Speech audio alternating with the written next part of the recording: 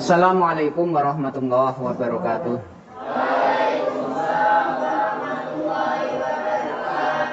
Selamat pagi anak-anak. Bagaimana kabar kalian? Alhamdulillah semua baik dan sehat ya. Masih semangat? Masih. Alhamdulillah. Oke. Untuk menambah semangat dalam mengikuti pembelajaran, mari kita terlebih dahulu membaca sholawat nariyah bersama-sama. Bismillahirrahmanirrahim. Allahumma sholli sholatan kamilatan wa salim salaman tamman ala sayyidina Muhammadin alladhi tanhalu bihil uqadu wa tanfariju bihil khurabu wa tuqanna bihil hawaiju wa tunalu bihil ragaibu wa husnul khawatimi wa yustasqal ghamamu biwajhil karim wa ala alihi wa sahbihi fi kulli lamhatin wa nafasin bi adadin kulli ma'lumillah ya Allah Rabbal Alamin. Alhamdulillah semua telah semangat dan siap untuk mengikuti pembelajaran. Selanjutnya mari kita berdoa untuk memulai pembelajaran ini dengan membaca surat Al-Fatihah. Semoga Allah Subhanahu wa taala memberikan ilmu yang barokah dan manfaat. Ala hadhihi as-salihah Al-Fatihah. A'udzubillahi minasyaitonir rajim. Bismillahirrahmanirrahim. Alhamdulillahirabbil alamin arrahmanir rahim maliki yaumiddin. Iyyaka na'budu wa iyyaka nasta'in. Ihdinas siratal mustaqim. Shiratal ladzina an'amta 'alaihim ghairil maghdubi 'alaihim. Terima kasih. Selanjutnya akan saya absen.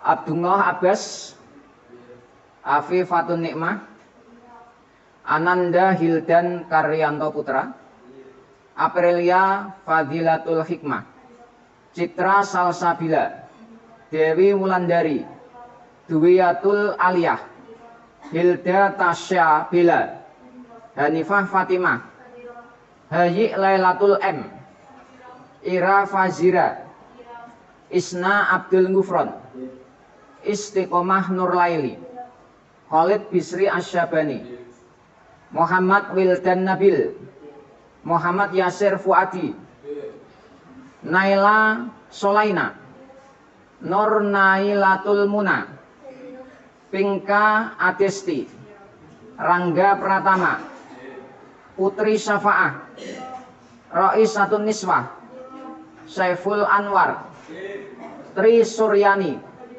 Siti Solihah. Alhamdulillah semua hadir ya. Anak-anakku semua,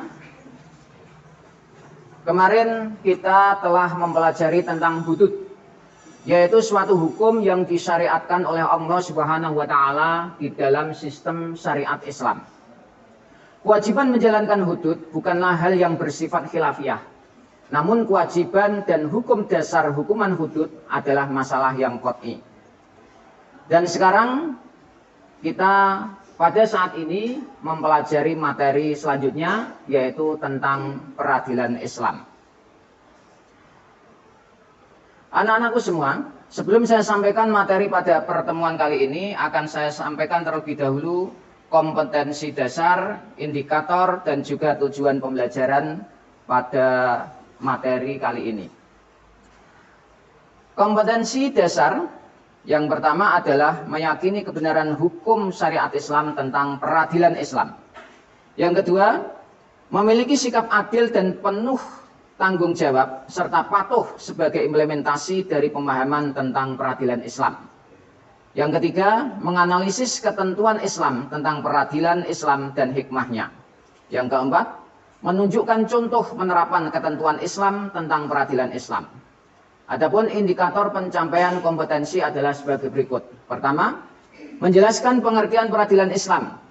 Selanjutnya yang kedua, menampilkan sikap patuh pada hukum dalam kehidupan sehari-hari. Yang ketiga adalah mengidentifikasi berbagai pihak yang berkaitan dengan pelaksanaan peradilan Islam.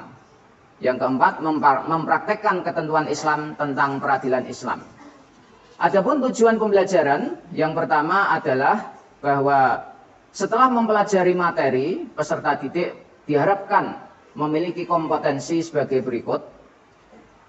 Pertama, peserta didik dapat menjelaskan pengertian peradilan Islam dengan baik. Kedua, peserta didik dapat menjelaskan fungsi peradilan dengan baik. Yang ketiga, peserta didik dapat menjelaskan pengertian saksi dengan baik. Dan yang keempat, peserta didik dapat menentukan syarat saksi dengan baik.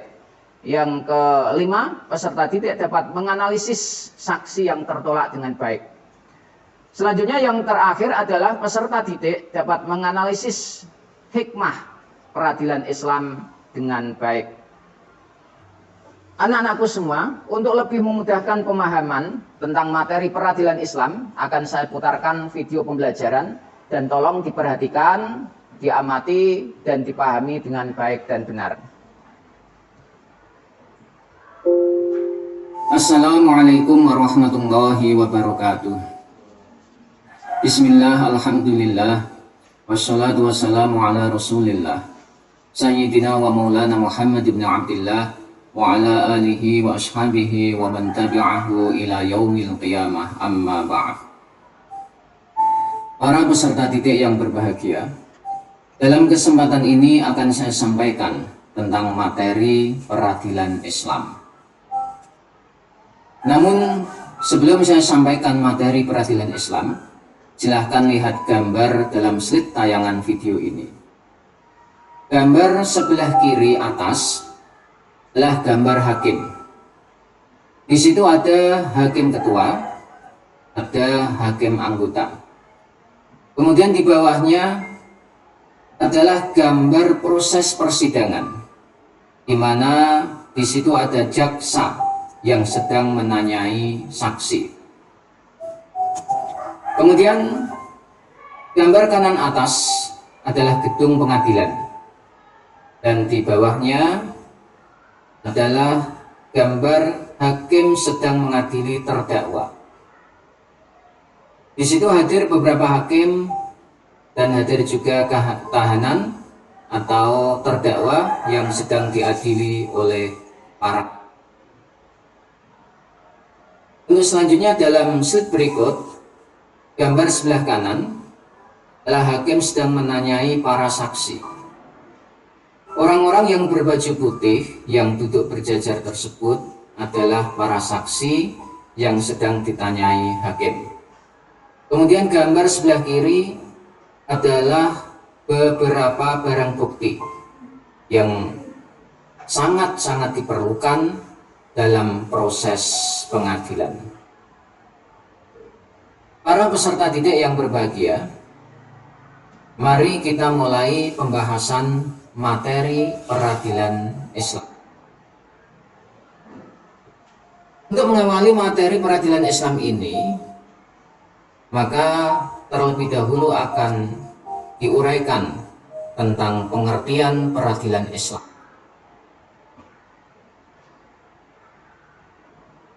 Dalam pembahasan fikih, peradilan diistilahkan dengan qadha. Istilah tersebut diambil dari kata qadha yaqdi yang memiliki arti memutuskan, menyempurnakan, atau menetapkan.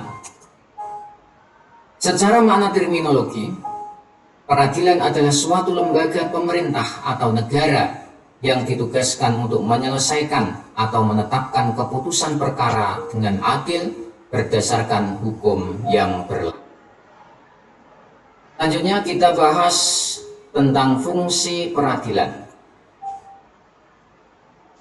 Fungsi peradilan yang pertama adalah menciptakan ketertiban dan ketentraman masyarakat. Selanjutnya, yang kedua adalah mewujudkan keadilan yang menyeluruh bagi seluruh lapisan masyarakat. Tiga, adalah melindungi jiwa, harta, dan kehormatan masyarakat. Yang keempat, mengaplikasikan nilai-nilai amar ma'ruf nahi mungkar dengan menyampaikan hak kepada siapapun yang berhak menerimanya. Selanjutnya kita bahas tentang masalah saksi. Pengertian saksi. Saksi adalah orang yang diperlukan pengadilan untuk memberikan keterangan yang berkaitan dengan suatu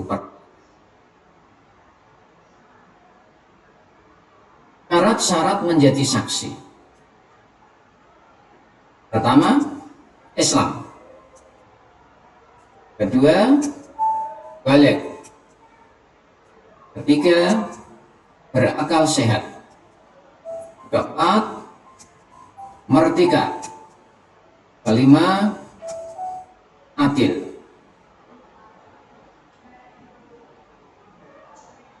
Saksi yang ditolak. A. Saksi yang tidak adil. B. Saksi seorang musuh kepada musuhnya. D. Saksi seorang ayah kepada anaknya. D. Saksi seorang anak kepada ayahnya. E. Saksi orang yang menumpang di rumah terdakwa. Selanjutnya adalah hikmah peradilan. Pertama, terwujudnya masyarakat yang aman, tertib, dan bersih. Kedua, terciptanya aparatur pemerintahan yang bersih dan berwibawa. Ketiga, terwujudnya keadilan bagi seluruh rakyat. Keempat, terciptanya ketentraman, kedamaian, dan keamanan dalam masyarakat. Kelima, dapat mewujudkan suasana yang mendorong untuk meningkatkan ketakwaan kepada Allah Subhanahu wa Ta'ala.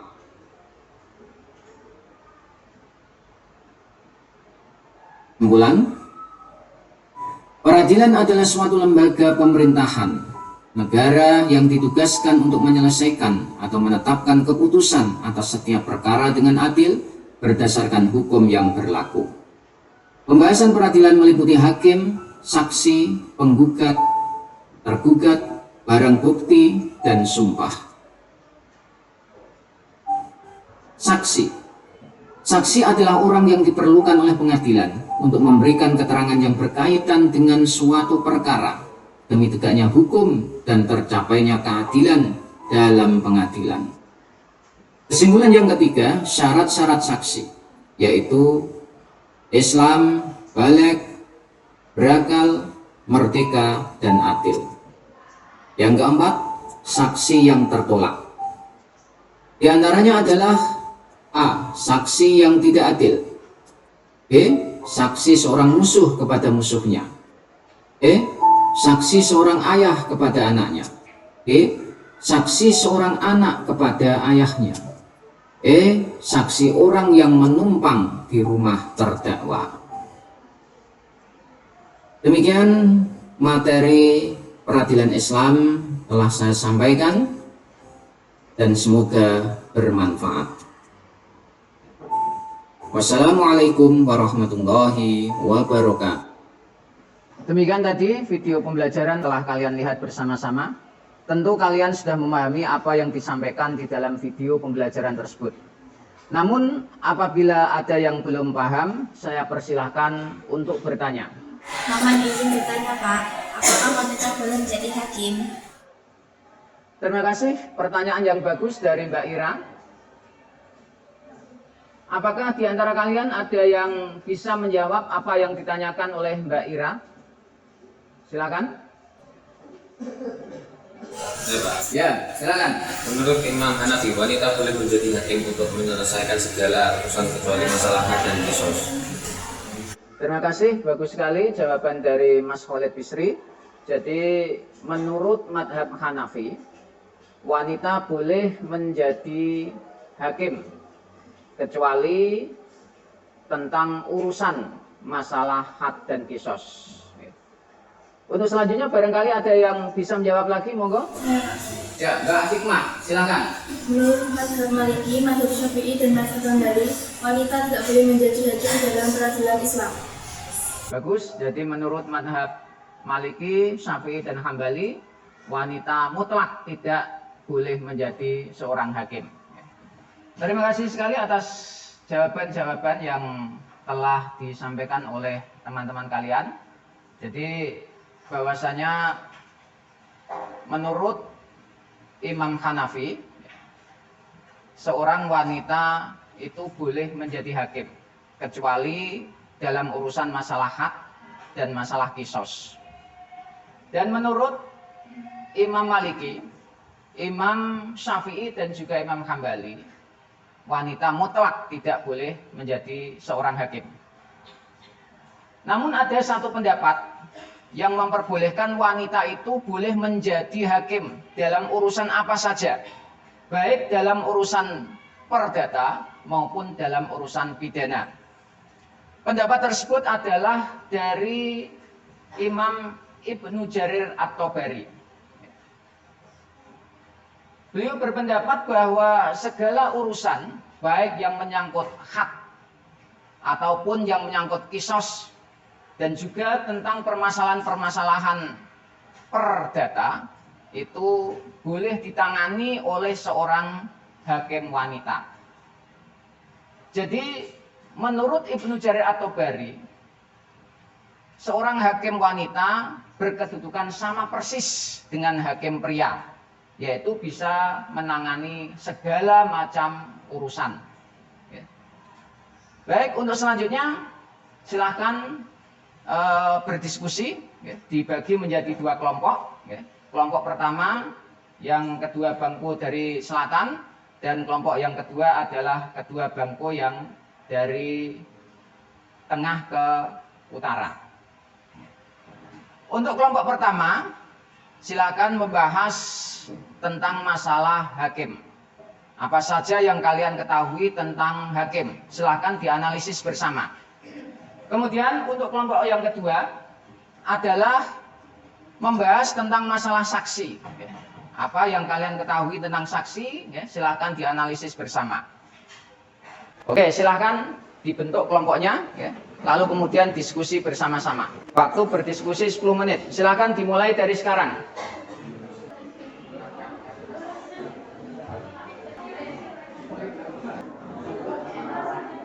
Waktu diskusi telah habis. Selanjutnya silahkan kembali ke tempat masing-masing. Kemudian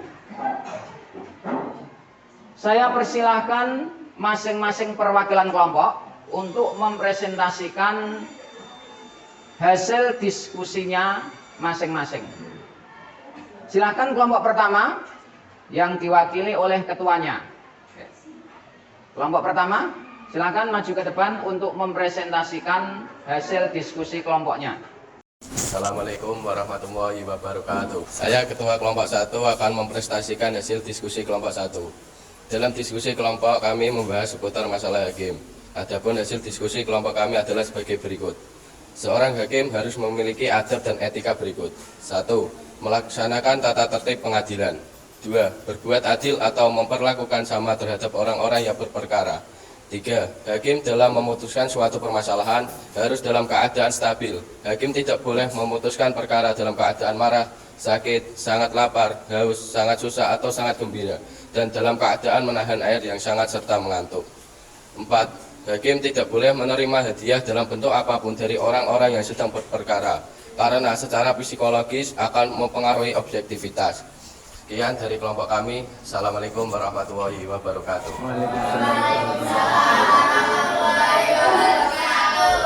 Selanjutnya, silahkan perwakilan kelompok 2 untuk mempresentasikan hasil diskusi kelompoknya. Sebagai ketua kelompoknya, Mbak Fatimah, silahkan untuk mempresentasikannya.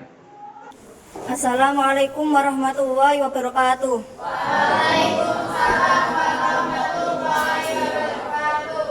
Saya ketua kelompok 2 akan mempresentasikan hasil diskusi kelompok kedua. Dalam diskusi kelompok, kami membahas seputar masalah saksi. Adapun hasil diskusi kelompok kami adalah sebagai berikut. Yang pertama, kesaksian orang buta menjadi perdebatan di kalangan ulama. Ada yang mengatakan kesaksian orang buta tidak dapat diterima. Sementara menurut Qadhi Abu Thayyib, kesaksian orang buta dapat diterima apabila ia mendengar dari berbagai sumber mengenai nasab kematian atau hak kepemilikan. Yang kedua, untuk masalah pidana, orang buta tidak dapat menjadi saksi. Yang ketiga, berdasarkan hak manusia, persaksian dibagi menjadi beberapa macam. A. Kesaksian yang hanya bisa diterima dari dua orang laki-laki, yaitu kesaksian dalam masalah pernikahan. B. Kesaksian yang bisa diterima dari dua orang laki-laki dan atau seorang laki-laki dan dua orang wanita. Kesaksian ini terkait dengan harta antara lain jual beli, sewa menyewa dan gadai. C. Kesaksian yang bisa diterima dari dua orang laki-laki dan atau seorang laki-laki dan dua orang wanita atau empat orang wanita. Kesaksian ini terkait dengan permasalahan yang biasanya bukan menjadi kewenang laki-laki, seperti persusuan, kelahiran, dan aib bagian dalam bagi wanita. Keempat, berdasarkan hak Allah, persaksian dibagi menjadi 3 macam sebagai berikut. 1. Kesaksian yang tidak bisa diterima kurang dari 4 orang saksi laki-laki, yaitu persaksian zina. 2. Kesaksian yang bisa diterima hanya dengan 2 orang saksi, yaitu pada semua hukum had kecuali zina. Yang ketiga, kesaksian yang bisa diterima dengan seorang saksi, yaitu kesaksian yang berkenaan dengan hilal Ramadan. Wassalamualaikum warahmatullahi wabarakatuh. Alhamdulillah, apa yang dipresentasikan oleh kedua kelompok sangat bagus. Jadi bahwa saksi itu memang betul-betul harus dicarikan orang yang adil. Karena saksi ini bertanggung jawab di dunia maupun di akhirat. Bagi saksi yang tidak adil, apalagi saksi tersebut tidak melihat, namun saksi tersebut mengatakan bahwa dia melihat, ya, ataupun disebut juga saksi palsu, itu nanti tanggung jawab di akhiratnya berat, ya. Dia akan masuk neraka. Demikian juga hakim. Hakim menurut Rasulullah Muhammad SAW itu ada 2. Hakim yang pertama adalah hakim yang adil, dan itu tentu akan masuk surga. Dan yang kedua adalah hakim yang tidak adil, dan tentu itu akan masuk neraka. Dari kedua hakim tersebut, yang sepertiga adalah hakim-hakim yang masuk surga. Kemudian yang 2/3-nya adalah masuk neraka. Sebab apa? Karena kebanyakan hakim itu tergoda dengan harta benda. Kebanyakan hakim tergoda dengan suap. Misalkan ada sebuah kasus yang seharusnya diputuskan dengan putusan A, namun karena hakim tersebut tergoda dengan suap, misalkan disuap oleh terdakwa dengan uang 1 miliar, maka hakim tersebut akan mengubah yang semestinya putusan tersebut adalah A akan menjadi B karena adanya suap tersebut. Perlu kalian ketahui bahwa Rasulullah Muhammad SAW bersabda, ar-rosi wal murtasi finnar. Orang yang menyuap dan orang yang disuap sama-sama masuk neraka. Jadi harapan saya nanti ketika kalian sudah besar dan berprofesi sebagai seorang hakim, jadilah hakim yang sepertiga. Hakim yang betul-betul jujur. Hakim yang betul-betul adil. Hakim yang tidak tergoda dengan suap berbentuk apapun. Baik berbentuk uang, rumah, mobil mewah, ataupun apa saja. Jangan sampai tergoda itu. Karena hal itu hanyalah merupakan kemewahan di dunia yang nantinya akan ditinggal ketika kalian semua mati. Tidak mungkin ada orang mati membawa mobil. Ada kira-kira? Adakah orang mati lalu kemudian bersama rumahnya di dalam kubur? Ada? Tidak ada. Semuanya akan ditinggalkan. Karena kehidupan di dunia ini hanya sementara.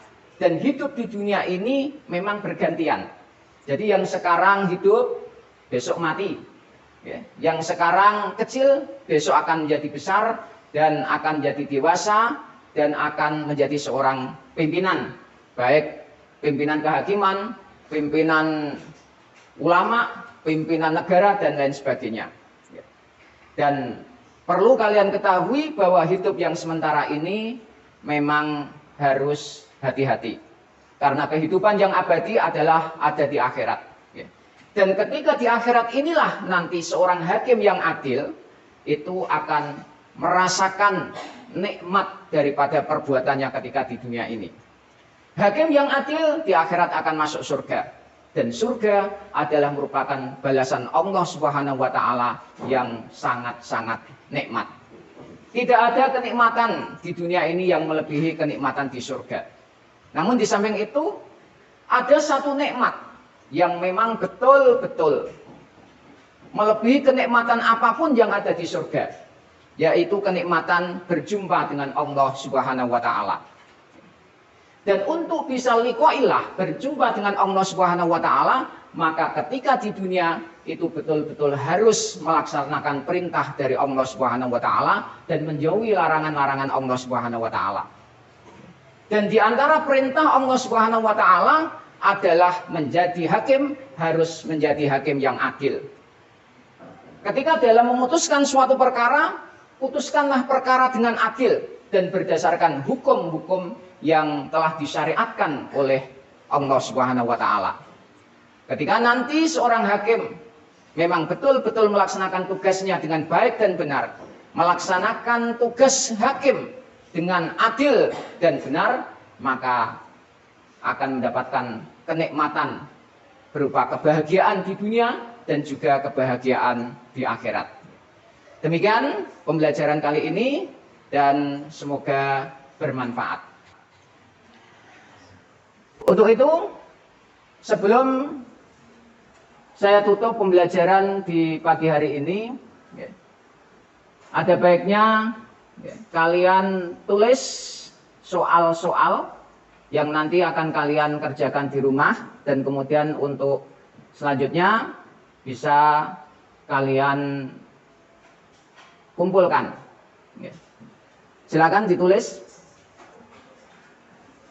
Soal yang pertama, bagaimana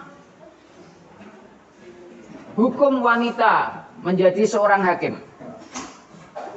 Soal yang kedua, sebutkan hikmah dari adanya peradilan Islam. Nomor 3, sebutkan pengertian tentang peradilan Islam, baik secara bahasa maupun secara istilah. Soal yang keempat, bagaimana menurut kalian saksi yang adil itu? Saya ulangi, bagaimana menurut kalian saksi yang adil itu? Soal yang kelima, apakah saksi dalam sebuah kasus perzinahan itu diperbolehkan menggunakan saksi 4 orang wanita? Cukup 5 pertanyaan itu. Silakan dicari jawabannya. Harapan saya semuanya mendapatkan nilai yang bagus, agar supaya nanti bisa untuk menambah nilai ketika penilaian akhir semester. Untuk selanjutnya, mari kita tutup pembelajaran di pagi hari ini dengan membaca surat Al-Fatihah. Semoga Allah Subhanahu wa Ta'ala memberikan rahmat dan ridhonya, memberikan ilmu yang bermanfaat dan barokah kepada kita semua. Amin Allahumma amin. Ala hadhihi as-salihah. Al-Fatihah. A'udzu billahi minasyaitonir rajim. Bismillahirrahmanirrahim. Alhamdulillahirabbil alamin arrahmanir rahim maliki yaumiddin. Iyyaka na'budu wa iyyaka nasta'in. Ihdinas siratal mustaqim. Siratal ladzina an'amta 'alaihim ghairil maghdubi 'alaihim waladdallin. Amin. Terima kasih. Wallahul muwaffiq ila aqwamit thoriq wal 'afwu minkum. Assalamualaikum warahmatullahi wabarakatuh.